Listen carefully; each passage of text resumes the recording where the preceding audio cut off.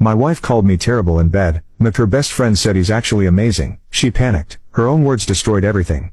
Update 1. You know that moment when you hear something so shocking it feels like the ground disappears beneath your feet? That's exactly what happened when I heard my wife telling her friends I was terrible in bed. Not just bad, terrible with details that made my stomach turn. It was supposed to be a normal Saturday evening. We were hosting one of those casual get-togethers at our house. Nothing fancy, just her college friends catching up over wine and appetizers. I had stepped into the kitchen to grab more ice when I heard voices coming from the living room. The conversation was flowing. Typical girl talk until I heard my name mentioned. I froze right there by the refrigerator. Something in her tone made me listen closer. Honestly girls, I don't know what to do anymore. My wife was saying, he has no idea what he's doing. It's like being with a teenager who learned everything from bad movies. The laughter that followed hit me like a physical blow. These women who smiled at me and made polite conversation all evening were now laughing at my expense. That bad? One of them asked. Worse, he thinks he's some kind of expert. But it's just awkward. Really awkward. I've tried dropping hints but he doesn't get it. Sometimes I just lay there thinking about my grocery list. More laughter. More details I won't repeat. Each word felt like a knife twisting deeper. I stood there in my own kitchen, ice melting in my hands, listening to my wife of 6 years destroy me in front of her friends. This wasn't some private conversation between best friends. This was a public roasting and I was the main course. What made it worse was hearing how comfortable she sounded.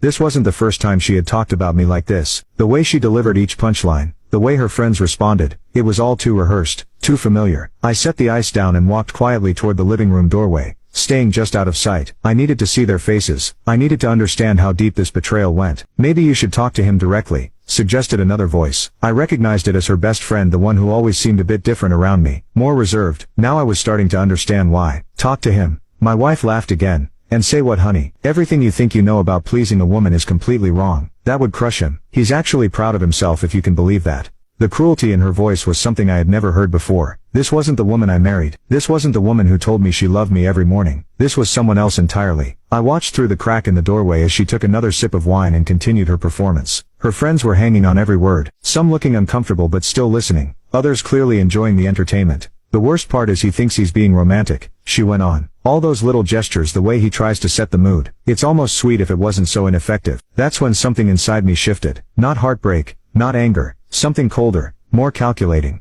I had spent years trying to be the husband I thought she wanted. I had listened when she said she needed more attention, more romance, more effort. I had changed my schedule, adjusted my priorities, learned to communicate the way she said she preferred. And this entire time she was using me as material for her comedy routine. I stepped back from the doorway and walked quietly to our bedroom. I needed space to think. I needed to process what I had just discovered. Sitting on the edge of our bed, I replayed every conversation we had ever had about our relationship. Every time she said she was happy. Every time she told me I was getting better at understanding what she needed. Every time she smiled and said everything